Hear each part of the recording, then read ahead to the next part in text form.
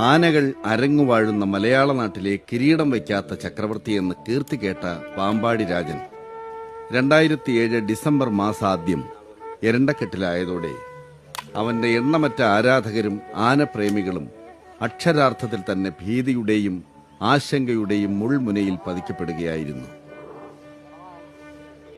അതായത് അതിൻ്റെ കഥ ഒരു രസമാണ്. അതായത് നമ്മളിങ്ങനെ ചികിത്സ കണ്ടിന്യൂ ചെയ്തുകൊണ്ടിരിക്കുന്നുണ്ട്. ഇവരുടെ വീടിൻ്റെ അടുത്തൊരു അയ്യപ്പ ക്ഷേത്രമുണ്ട്. അപ്പോൾ ഒരു ദിവസം പറഞ്ഞു അവിടെ കൊണ്ട് തൊഴിയിക്കുക എന്നുള്ള ഒരു ഇത് വന്നു. അപ്പോൾ അത് കുറേ പടികൾ കയറിയിട്ടാണ് അമ്പലം, നല്ല പൊക്കത്തിലേക്ക് കാരണം. അപ്പോൾ ഇതേമാതിരി അവർ അവിടെ ഇങ്ങനെ ഈ പടികൾ കയറി അമ്പലത്തിൻ്റെ നടയിലെത്തുമ്പോൾ ആന ആദ്യമായിട്ട് തന്നെത്താനെ മുക്കി. അതിന്റെ ആവാം അവിടെ വെച്ച് അവിടെ നിന്നാണ് ആന വെള്ളം കുടിച്ചത്. ആ കുളത്തിൽ നിന്നാണ് വെള്ളം കുടിച്ചത്. അയ്യപ്പ സ്വാമി ക്ഷേത്രമാണ്, പേര് എനിക്ക് ഓർമ്മയില്ല. അവിടുത്തെ പാമ്പാടിയിൽ തന്നെ. പിന്നെ നമ്മൾ ഡെയിലി അവിടെ നിന്നാണ് ആന മുക്കിയത്.